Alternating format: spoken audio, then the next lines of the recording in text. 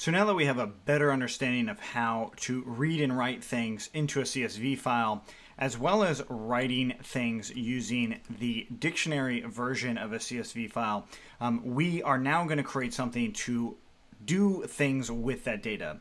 That is, we are going to add stuff to it, and we're going to do it by using a standard Python function versus all the stuff that we're doing here, right? So like if I wanted to write a row right now or append a row, I have to actually write out writer.writeRow.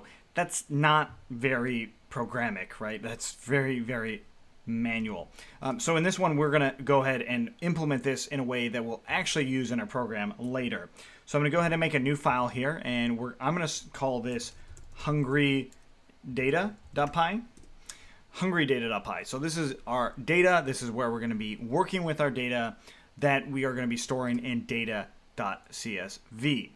So initially with data.csv, I'm actually going to delete all of the data that's currently in there, and we are going to copy everything from our w_csv for our own reference. I do this all the time. I copy other code that I've written somewhere just for some reference for while I'm writing things that I need. In fact, there's even some reference here off the screen that you guys can't even see, just to help me with actually writing code, but also making sure that we're going nice and fluid on this.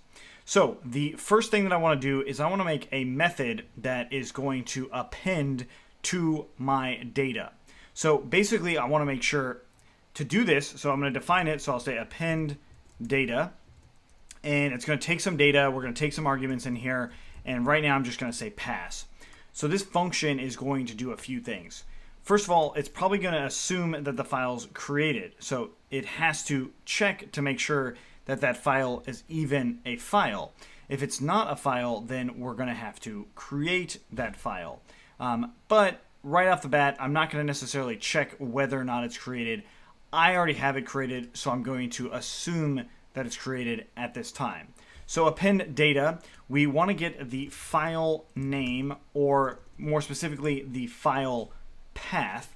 And I'll explain this in just a second, but we'll do file path. I'm going to do the name of somebody and then email. So this is all I'm actually going to put in. So that means that I want to have 3 fields for my field sets. So I'll say field names equals to, and we'll do ID, name, and email.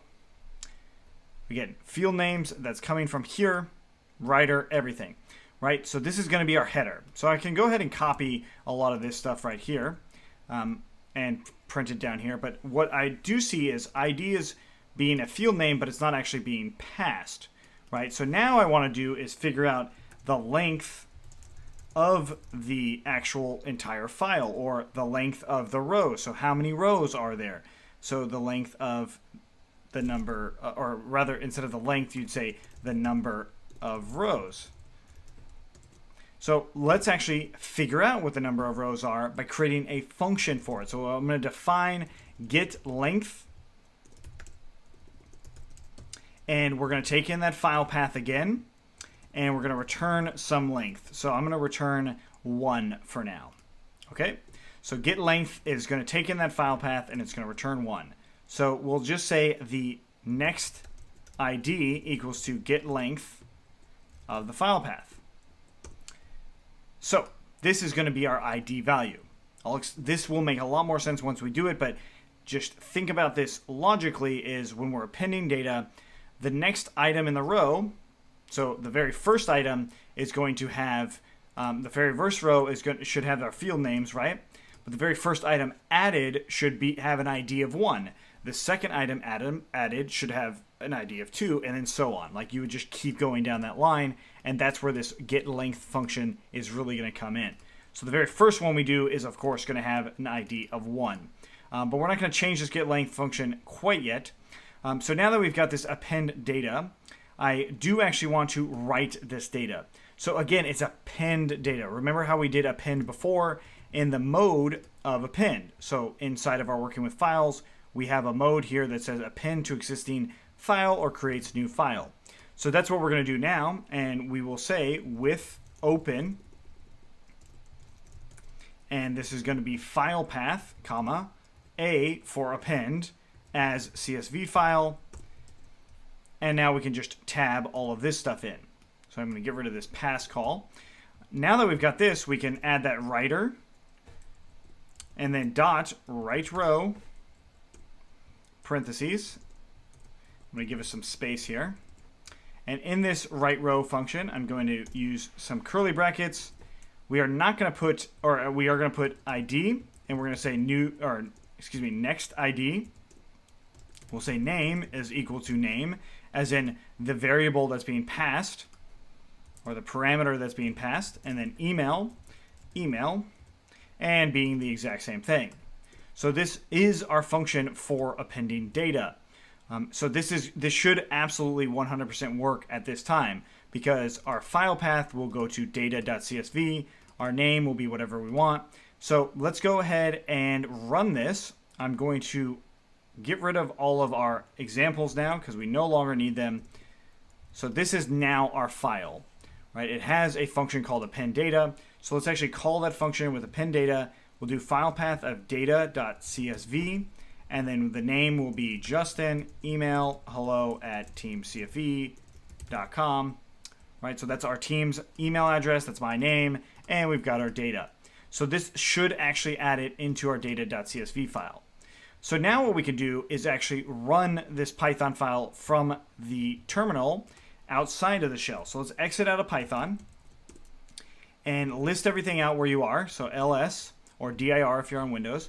And we notice that our new file here of hungry data is now there. So I can actually do Python 3 or just Python and hungry_data.py, press enter.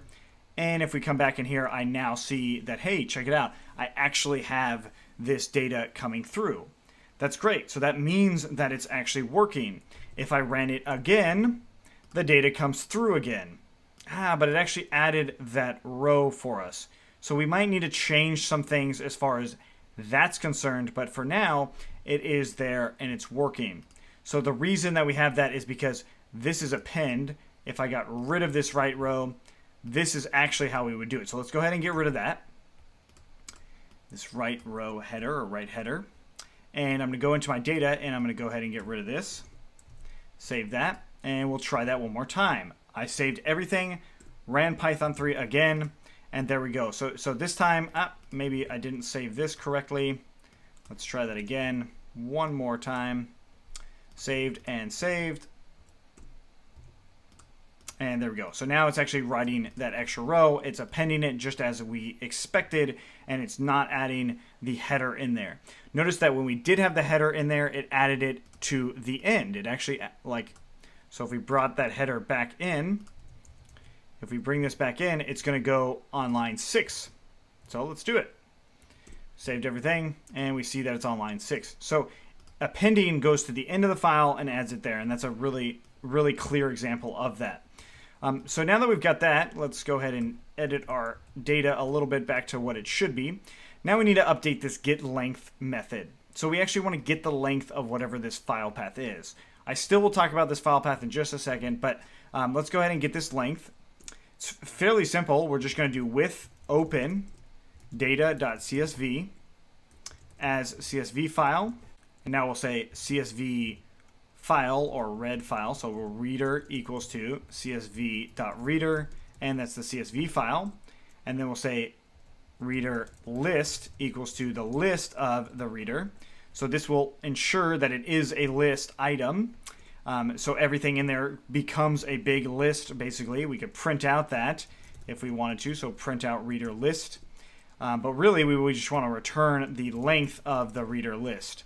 So that length is going to give us how many rows are in there. So there's going to be, in this case, there will be 6 rows, right? So realistically, each one of these, this should be 1, this should be 2, this should be 3, this should be 4, and 5. So the next one should actually be 6. So if I save it with that empty row gone, notice I did have that row there, but if I save that and do it just like that, that should actually return 6 to us. Okay, so let's go ahead and run this again. Save it, and we run. And now we get everything in a list. Looks good. If we come back in here, we actually didn't get a new row here. So let's try that again with creating that new row. I think it might have been because I deleted that one. And if I delete it, there we go. So now it's actually showing it as it should. It has all the spacing as necessary, and it's also auto incrementing our integers, right? So if I keep adding that, it's going to keep going. Really, really cool. Very easy, not that advanced. So what is going on with this data.csv file and the path, more specifically, to data.csv file? Now, if we look into our directory, we see that we have our hungry_data.py and our data.csv file. It's in the same directory. If it was in a different directory, we would have to change our file path here. And we've talked about OS path. We did this with template stuff, and that was a few days ago. But we did it with template stuff on where this file path is actually going to be. But in this case, it's in data.csv. In the future, we might want to move where that file path is. But for now, I'm just going to be doing it inside of that same directory. Okay, so now we have a way to append data, but we don't have a way to really edit this data. Right, so this is now like a much bigger concept that we want to talk about, is how do we actually edit this data? And that's something we'll be doing in the next one. But so far what we have right here is we can get the length to set the ID of the item. And please note that this defaults to R, so it defaults to reading it, and that's it. I'm going to go ahead and get rid of this print statement. So we get that length of it to give us that auto-generated ID. This is one way to do it. This is not the only way, but it does give us that. And then finally, we actually append that new data to it. So this is fairly straightforward. So this right here, this method, you could import on another Python module and actually run and use it, which eventually we will do. But right now, this actually works perfect for us because it's now allowing us to work with this data on a much easier way than just writing out each row manually. Okay, so in the next one, what we're going to do is edit this stuff, which brings a whole nother set of issues that we need to think about. So if you have any questions on this one, let us know. Otherwise, we'll see you tomorrow.